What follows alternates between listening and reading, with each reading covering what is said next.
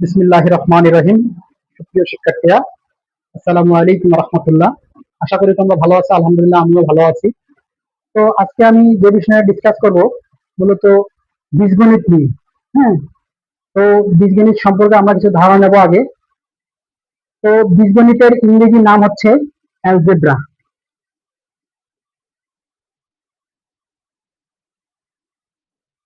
বীজগণিতের ইংরেজি নাম কি? অ্যালজেব্রা। এই অ্যালজেব্রা শব্দের প্রবর্তক হচ্ছেন পারস্যের গণিতবিদ ইবনে মুহাম্মদ মুসা আল খারিজমি। কি নাম?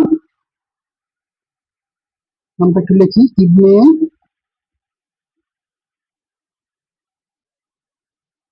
মুহাম্মদ মুসা আল খারিজমি। ওকে,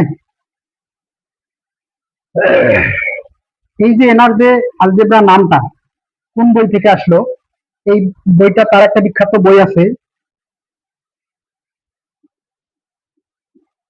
বইটির নাম হলো, একটু লিখে দিলাম,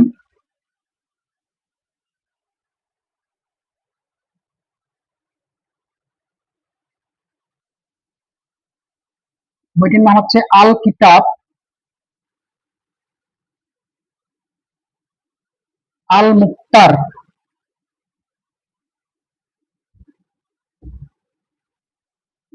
আল হিসাব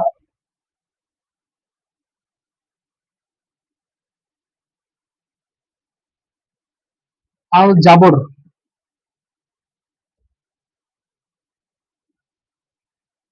ওয়াল মুকাবালা। তাহলে কি নাম? আল কিতাব আল মুক্তার আল হিসাব আল জাবর ওয়াল মুকাবালা। এই যে এখানে যে আল জাবর, এই আল জাবর থেকে তিনি এই অ্যালজেব্রা নামটা নিয়ে আসেন। তার মানে আমরা কি বুঝলাম তাহলে? অ্যালজেব্রা শব্দের প্রবর্তককে ইবনে মুহাম্মদ মুসা আল খারিজমি। এর বাড়ি হচ্ছে প্যারিস। এবং এনার সম্পর্কে আরেকটা ধারণা আমরা নিব। ইনি কিন্তু 780 থেকে 850 খ্রিস্টপূর্বে বাগদাদের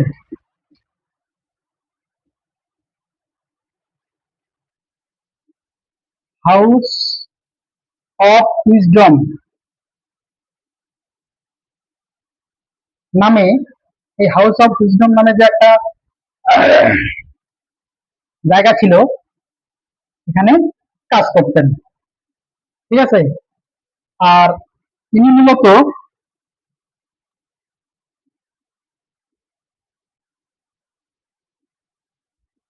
সর্বপ্রথম, আমরা যে অনেক সময় কোন সমীকরণকে এক্স ধরি,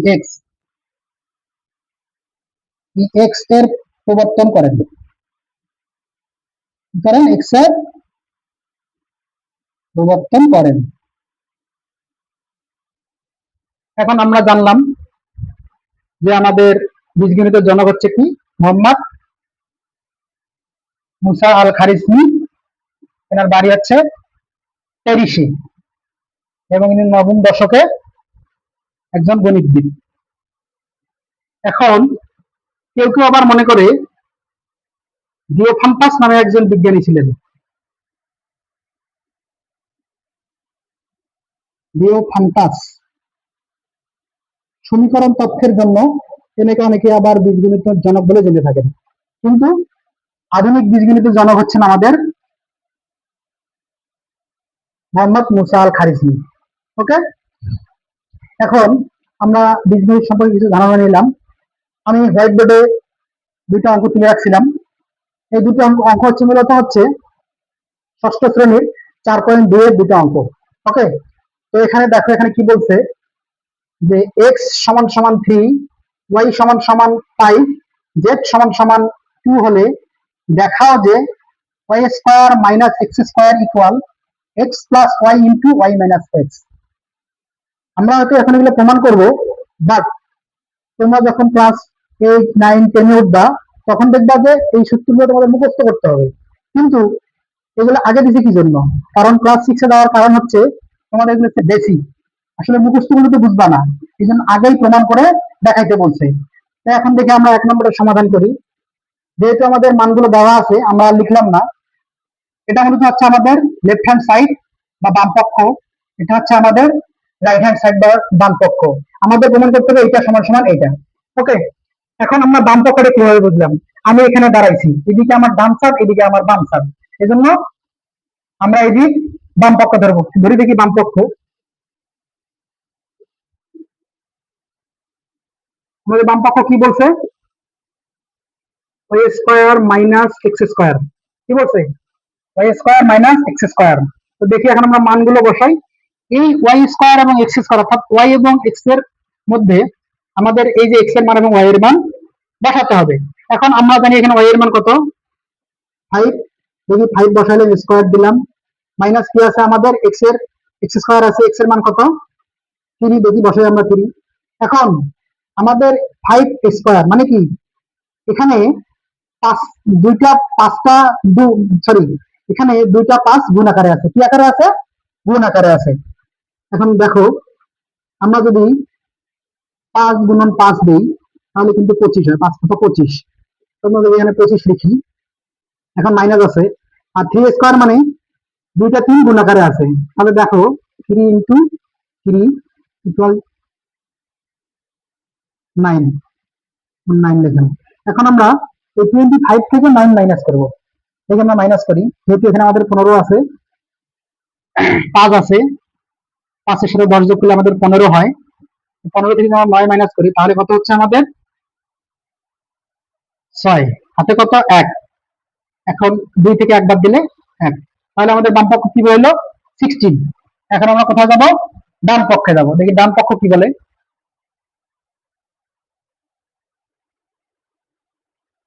ডান পক্ষে কি বলছে? X plus y into y minus x. এখন ওয়াই স্কোয়ার মানে এক্স স্কোয়ার সমান সমান x plus y into y minus x. এখন দেখো আমরা এক্স এর মান বসাই। এক্স এর মান আমাদের 3, ওয়াই এর মান 5 ইন্টু ওয়াই এর মান আমাদের 5, এক্স এর মান আছে 3। আমরা ক্যালকুলেশন করব। আমরা 3 এর সাথে যদি 5 যোগ করি তাহলে 8 হয়। এখন এখানে কি আছে? আমাদের গুণ আছে, গুণ দেই। যদি আমরা 5 থেকে 3 দিয়ে করি তাহলে 2 হয়। সমান সমান কি 8 দুগুণে কত? 16। আমাদের কি বাম পক্ষ ডান পক্ষ মিলছে? আমাদের এটাই দেখাইতে বলছে, যে দেখাও যে। তাহলে কি? অতএব বাম পক্ষ সমান সমান ডান পক্ষ। এখন আমরা আবার এই রাশিটা লিখবো। Y square minus x square equal y plus x into y minus x. আবার অনেকেই ভাবতেছে স্যার এক্স প্লাস ওয়াই, আবার আপনি ওয়াইটা সামনে দিলেন। ওয়াইটা সামনে দিলেন এই জন্য যে এক্স প্লাস ওয়াইও যা, ওয়াই প্লাস এক্সও তাই। তো আমরা উপরেরটাই লিখি, এক্স প্লাস ওয়াই। যেহেতু এখানে আমাদের বলছে দেখাও যায়, তাহলে কি লিখতে হবে আমাদের? দেখানো হলো। আবার যদি বলে যে প্রমাণ করো যে, তখন লিখতে হবে প্রমাণিত। তো আশা করি তোমরা এই অঙ্কটা বুঝছো। এরপর আমরা 2 নম্বরটা করবো। ওকে,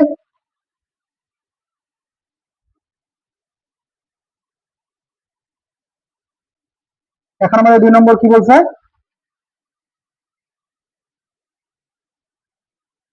x plus z whole square equal x square plus 2xz plus z square. কিছুদিন পর তোমরা এই সূত্রটাই মুখস্থ করবা। কি করবা? এই সূত্রটাই মুখস্থ করবা, a plus b whole square নামে অথবা x plus y whole square নামে। তখন আমরা কি করবো? X plus z whole square সমান সমান করবো a plus b whole square, same.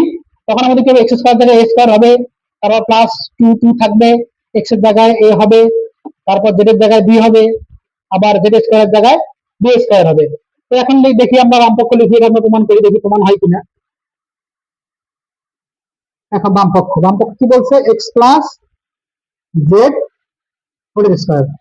এখন আমরা এক্স প্লাস জেড এর মান বসাবো। আমাদের এক্স এর মান কত? 3, জেড এর মান কত? 2, উপরে আমাদের হোল স্কয়ার, 3 এবং 2 যোগ করলে আমাদের 5 হয়, তাহলে কি হলো 5 স্কয়ার। এখন আমরা এখানে 5 স্কয়ার মানে কি, দুইটা 5 গুণ আকারে আছে, স্কয়ার মানে কি দুইটা 5 গুণ আকারে আছে, এখানে যদি কিউব থাকতো তাহলে তিনটা 5 গুণ আকারে থাকতো। তো যেহেতু আমাদের এখানে স্কয়ার, তাহলে আমাদের কটা 5? দুইটা 5, 5 5 কত? 25। এই যে 5 5 25, তাহলে আমাদের বাম পক্ষ কত হলো? 25 বা 25। এখন আসো আমাদের ডান পক্ষ।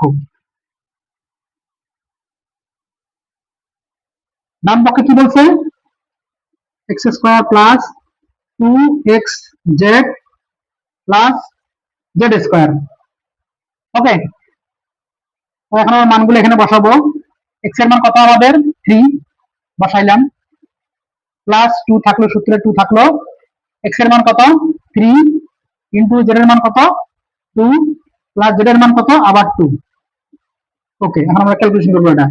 আমাদের 3 স্কয়ার মানে কি, দুইটা 3 গুণ আকারে আছে, 3 3 কে 9 প্লাস 3 দুগুণ 6, 6 দুগুণ 12, দেখি আমরা 12 দেই যোগ, এরপর কি আছে? 2 স্কয়ার মানে কি দুইটা 2 গুণ আকারে আছে, তাহলে 2 দুগুণ 4। এখন যোগ করি আমরা, আমরা যদি যোগ করি তাহলে 9 যোগ 2 11, 11 আর 4 কত? 15, 5 হাতে কত? 1, 11 একে 2। তাহলে আমাদের বাম পক্ষ ডান পক্ষ মিলছে, তারপরে আমার এটা আমাদের প্রমাণিত হয়েছে। অতএব আমরা লিখবো, অতএব বাম পক্ষ ইকুয়াল ডান পক্ষ। তাহলে আমাদের বাম পক্ষ কি ছিল? X plus z whole square, x square plus 2 x z plus z square. তাহলে এখানে কি দেখানো হলো?